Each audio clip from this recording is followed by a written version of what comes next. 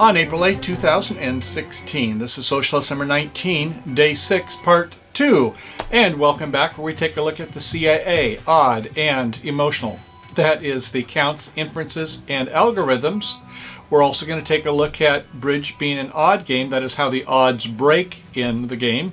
And then we're going to take a look at the emotional factor of bridge. So we're going to take a look at, besides our logical side, we do have an emotional side that we should be aware of, some of our situational awareness, ours, our opponents, and our partners, and to be thinking about those things that are creeping down in the back side of our right side of our brain, that emotional side of our brain, and see how that affects and influences us, hopefully sometimes in a good way, but if not careful, it can get the best of us. Beware of the dark side. So, okay, let's go ahead and head for the table. We got a couple hands we're going to play also, and then we're going to have 3 and 4. We've got a lot more on bidding and play there. So here we go.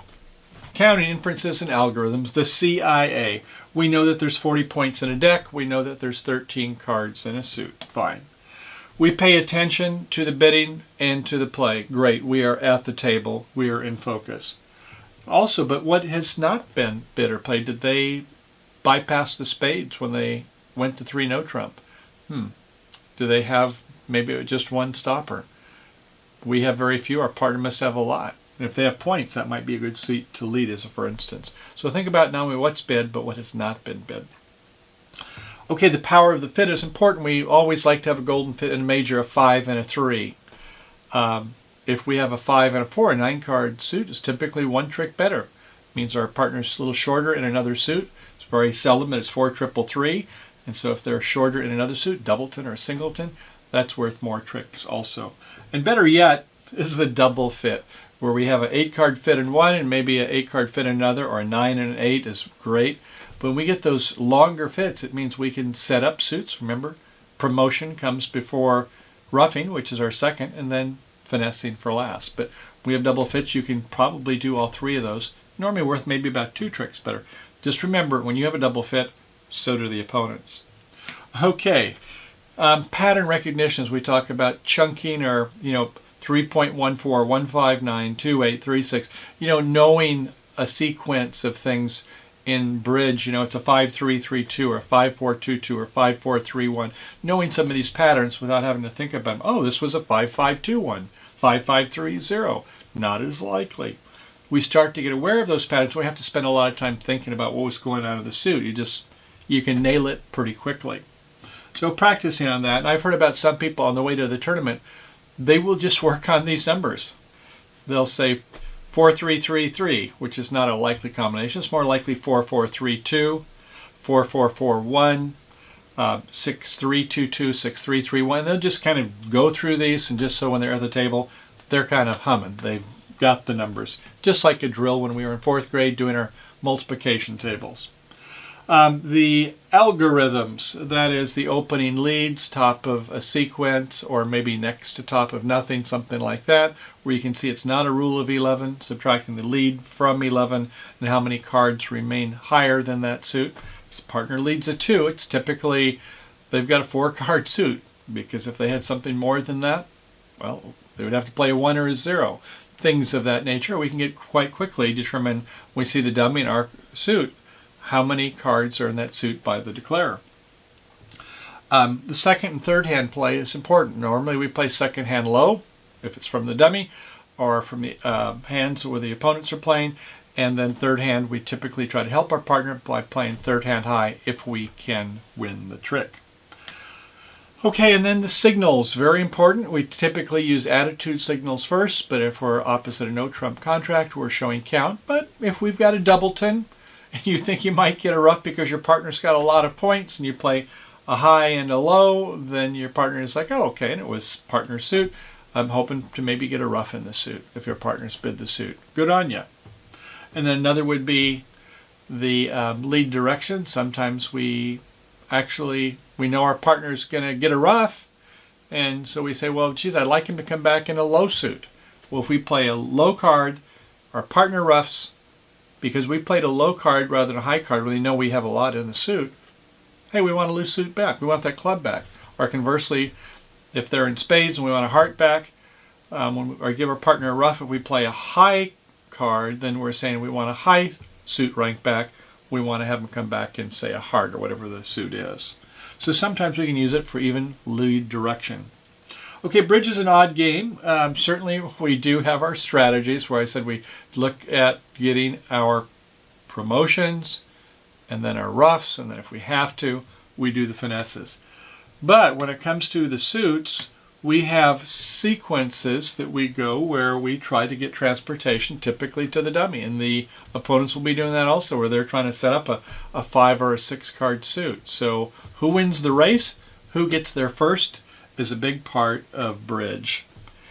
Okay, then we said that suits normally split oddly. So this would be, for instance, was if there are 5 out. Let's say we've got 5 and 3. There are 5 left. 8 from 13 leaves 5. And typically it's 3-2. That 3-2 is happening 2/3 of the time approximately. So just to reverse this 3-2, and you've got 2/3. So almost 66%. 4-1, just reverse those, and it's 1/4. It happens about 25 or 28% if you want to be precise. 6 card suit, well, it's not going to be 3-3 that much. It's only 36%, or about 1 in 3, as we said. And the other is going to be the 4-2. 2/4 is about 50%. Okay, 7 outstanding. We've got 6, maybe we've got 5 and 1, and we're wondering if we can set up. Well, most of the time there will be 4 and 3. So if you're trying to get that slam in the dummy, and you have to rough a couple times, then eventually you set up that 5th card in the suit, they're normally 4-3, 2/3 of the time, 62%. 5-2, only 1/3, so it's not going to happen that much. So in other words, it's certainly better that than trying for a finesse, right? A finesse is only a 50% chance. 8 card suit, it's not going to be 4-4 that much. So around, once again, 1 in 3, and more often it's going to be 5 and 3. That is going to be about a 2/3, a little bit less obviously, but it's pretty close to those numbers. And certainly, yeah, if you're going for the finesse, unless you're really greedy and you think it's going to happen more than 50, it doesn't for most of us humans. But if you get a chance for a repeated finesse, it's more likely most of the time that the missing honors, let's say you're ace jack 10, you're missing the king queen, it's more likely that one of them will be on each side. They could both be on this side, your lucky day, could be both this side, your unlucky day, but most of the time 75-76% technically is what the odds are, because it could fall Queen Doubleton on one of them. Okay, so it's an emotional game, as we said, and that means we have to consider that sometimes people do things to go for swings based upon attitude. We shouldn't, but we have this anchoring concept which says subliminally, well, something happened last time, we got to catch up. It's like you lose at the crap table, you're going to double down. You lose again, you're going to double down. This is just human nature. We want to go ahead and get even or get back or catch up. And so we'll see more on that here. Some players are typically more passive. Some are more active or assertive, if you will. And so it's something to think about your partnership style. If you have 2 people who are both very assertive, well, good luck. But it should be where you're somewhat of a complement, but not where it's too much overboard. That doesn't call for a balanced partnership, as we'll talk about to the end of this lesson. Try to be positive, but sometimes people, they just can't help themselves. You know, they're disappointed in themselves or their partner. I've had one person I played with, and she was saying, I'm sorry. I said, you don't need to say you're sorry. She says, oh, okay, I'm sorry. Oh, there, I did it again. So, no, that's okay. We want to go ahead and let the person that we're playing with feel like they're comfortable, not to be making untoward comments to the opponents either. And we'll speak about the proprieties of the bridge, about the laws, in the latter part of this lesson. Empathy is a good thing. We certainly would not want to intimidate, but we want to be conciliatory in our partnership relation when things don't go well. Even like when the dummy comes down, good luck partner is fine. It doesn't show like we've got bravado against the opponents, but it shows is that we just want everybody to have a good time with it.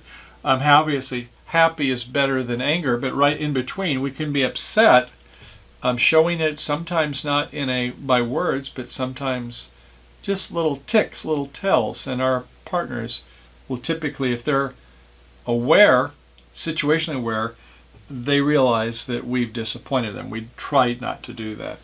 And of course, being confident is better than being confused, and confused could be worse is fearful. We don't want to go to these latter ones, but we see it happen, don't we? And of course, then there's the thing is that are we of substance or are we of form? People have different ideas on how much they want to be just logical people and just everything's important for the logical side. They're like on Star Trek, Spock, or people like that, Data, where others would say, no, it's important in terms of our social graces, the way we dress, the way we carry ourselves, the way we speak. So things to consider that does affect the emotional complement for some people. And then the sex factor. Some people, they're more tenacious. They have a stronger desire to win. I wouldn't say they're ruthless, but they're kind of on the edge where they're really pushing. They're trying to maximize all the time. That can be hard on a partnership if it goes too far. But if you have another partner that's just like you and you're both very interested in taking every trick, that can be a good thing. Okay, it's time for us to hit the table. And so on our first of the hands 3 and 4, we're going to take a look at some more defensive play. In the subsequent lessons, we're going to get into some more fun declare play. But wait, first let's go ahead and put our defender's hat and head the table. So on the first of our hands, South will open 1 no trump. We have a 4, 4, 3, 2, 4, 4 in the red suits. Queen 4 times in hearts. In diamonds, we have a 10, 9 4 times. Ace 3 times in clubs. And Ace, King, Doubleton tight in the spade suit. So, well, we got 13 points or so we'll pass. Over the north hand, it's a 4 triple 3, another flat hand. And it is 4 diamonds to the king, 3 clubs to the king, 9, 8, a 9, 8, 7 in hearts, good body cards, and a queen, jack, a 10, that helps a little bit in spades. So 3, 6, 7, 8, 9, not enough to go to game if our partner's 15 to 17, so we'll just invite 2 no trump, not a stamen. We have no 4-card major. Over to the east hand, it's a 5, 3, 3, 2. In the black suits, 5 spades to the nothing, to 6. In clubs, jack 10 4 times. In diamonds, jack doubleton and 10 doubleton of hearts. So what do we know? We know our partner's got a ton of points, don't we? If they're 15 to 17 and there is an invite with 8 or 9 points and we've got 2 points, we know our partner's got an opener, correct? Okay, got that thinking cap on, right? Doing our inferences. And back to South. Well, let's take a little bit better look at this hand. It is Ace, King, Jack 4 times in hearts, that's 8. Queen 3 times in clubs, 10. And Ace, Queen 3 times in diamonds, 16. Are you going to accept? I think most of us would. Looks like a fairly good 16. We've got working honors in the heart suit, and our partner obviously doesn't have 4. They haven't bid stamens, so whatever. We know that they have 7 cards or more in the major, don't we? Yeah, if they had a 4-card major, they would have bid stamen. And we as opponents, we know that, right? Good. Okay. So 3 no trump accepted after some deliberation. It's us to make the opening lead, and what are you going to lead over in the west hand? Very important. Well, you know that you have 7, 11, 13 points. Your partner at best has 2. Now you saw that our right-hand opponent, who opened 1 no trump, took a while before they did 3 no trump. They don't have 17. We know, we'll say 16 since they are accepting. We know it's 8 or 9 points in the north. So what are we going to make that? 25 between the 2 of them, right? So, okay, 25 from 40 leaves 15. 15 minus our 13 leaves partner with about 1 to 2 points. So that is going to greatly affect our lead. We're not going to expect our partner to have an ace, king, could have a queen on a lucky day. If not, it's maybe just a jack or 2. So where we normally say our leads, we want to use 1 kind of algorithmic approach. When your partner doesn't have anything, you ought to rethink that. So, oh, Uncle Michael, sometimes you got to use it with a jaundiced eye and say, with exceptions, we have to use different types of lead strategies. So with that in mind, what do you want to lead here? I wouldn't lead away from my queen fourth, even though we know that north doesn't have four. I'm not going to split my ace king because I don't want to help them promote a suit. I don't even really like to lead the ace. I'd rather have it gather one of the declarer's kings or queens. So that means I lead a diamond suit. Now, normally I say lead next to top of nothing. Well, this time you don't want to do that. You just want to lead low. Your partner is not going to be confused or have any misconstruction on it because your partner doesn't have anything. And they hopefully know that you've got all the goodies if you're both in synchronicity and syncing. So if you are thinking you're going to be leading just the fourth best, fine, or the sixth, it just doesn't matter, but you're just going to make a passive lead. And if you make anything other than this passive lead in the diamonds, then won't be so good if you lead the rounded suits, clubs or the heart suit. Now it turns out your partner's got 5 spades, so he would be lucky. This is a counterintuitive or double dummy lead. We wouldn't lead away from our toppers opposite no trump. We want those to take kings or the queens and jacks. So we'll lead the fourth best, and they go up with the queen. Okay, that's interesting that our partner didn't play the jack. I would have expected third hand high. I think that was a little error on their behalf, but okay, they win it with the queen. And the line of play is, well, you know you're going to want to do a heart finesse at some point, so let's see how they do. You can ultimately promote the spade suit, but you don't want to play it too many times and have them get in because you've got a 6-card suit. They have a 7. Remember, it's when they've got a 7-card suit, how that will split. Okay, so here we go. We play 1 spade, it's 1 with the king. That's interesting that they went up with the king, isn't it? As a declarer, I would think, why did they go up with the king already? Interesting. Okay, they come back with another diamond. Okay, our partner finally does play the jack. They should have played it the first time. When with the ace in the south. Okay, we're not going to continue spades and help promote their suit. So now we'll do 1 round of hearts. It could be a singleton queen or fall on the next trick, so that's fine to play it 1 time and get a spade. We're going to get to that queen of spades for an entry, aren't we? All right, they win the ace. They won the king and they won the ace. Isn't that interesting as declare? Why are they going up with their king and aces? There must be some reason.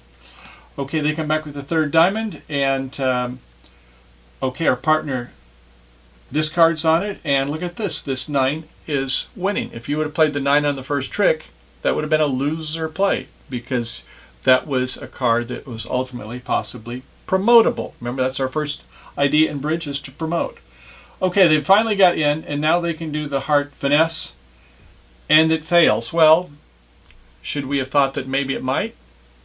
Well, based upon this weird play by West, us, yeah, something's going on there. They probably got a lot of things in their goodies closet, don't they? And yes, good thing we didn't lead the heart suit here again. It would have been a losing play. Now we come back with a diamond, which we did promote. It beats the 8. Thank goodness we had the 9. Sometimes these body cards matter, don't they? Okay, our partner is pitching spades. We go with the heart, let them have it. They come back with the spade. Fine. They play a club to our ace, and we have our trick. So it looks like, in fact, we have 6 tricks. They're down 2. Another lead, though, in the 9 of diamonds, the 10 of diamonds, a club or a heart, they would make the contract. So the point of this is that when you've got 13 points, and you can know that there's about 16 because they tanked a little bit before they went to 3 no trump, and we can make use of that inferences of what our opponents do. That is a kind of a tell. Sometimes we need to do that, but when we do, opponents get to make advantage of it. And we know that it was 8 or 9 points by north, so we knew that our partner had about 2 points, a queen or 2 jacks. Fortunately, when we led the diamond, our partner did have a jack there. That was a key card, as it turned out. Okay, next hand. Okay, and taking a look at hand number 4, here we go again. South is the dealer, and we'll open 1 spade. We, over in the west hand, have a 4-3-3. Ace 3 times in diamonds, Ace 10, 9, 4 times in hearts, King 3 times in spades, and Queen 10, 3 times in clubs. So that is 4, 8, 9, 10, 13 points for us. But we have nothing going on here. We're not going to come in at the too low, and I don't think you want to make a takeout double with this because you're not short in the declarer's suit. We have King 3 times. Likely to have the King behind, hopefully, the declarer's ace, if they are declare. Okay, over to the north hand. They don't have spade support, and they are going to bid 1 no trump. They do have 6 points or more. Over to our partner, has a 4, 4, 3, 2, ace 9, 5 times in clubs, queen 10, 4 times in lefty's spade suit, jack doubleton and hearts, little else. So they are going to definitely pass. Back to south. Well, you might want to play in 1 no trump, but you have an imbalanced hand. Would you open this 1 no trump if that was the club suit? I probably don't think I would, but you know, with this doubleton, jack doubleton kind of troubles me there. So I'm going to rebid in the diamond suit, rebid 2 diamonds. And up to north, you're happy enough with diamonds. You wish they would have came back in hearts, but you might pinch yourself. It's probably a dream. Partners don't normally do that when you've got 5 of them. So you are going to pass, and the auction passes out. So the question is, what are you going to lead over here in the west hand? 13 points. What do you think? Well, here's what I think. I would kind of take a look at the points around the deck. How many points do you think the opponents have? I think they've got less than 23, or they would be interested in games. So I feel like they probably have around 18 to 22. Should we call it 20 on an average day, just for benchmark numbers? So when we have 13, don't we? So 20 plus our 13 is 33. So somewhere around 7-ish points for the partner. Could be 6, 5, could be 9, but around 7 in the middle. So I would count for partner on 7. Maybe he has a primary honor, maybe he has the secondary honors, we don't know. But it's this 13 point is not the same as the other 13 point. The other one, they had 25 points. This time, we're going to say they've only got 20. So our partner's got some honors that are helpful for us. So secondly, what was the bid by South? Their first bid? Do you remember that? 1 spade. Now how many do we have? 3. Do you think North has 3? No, I don't.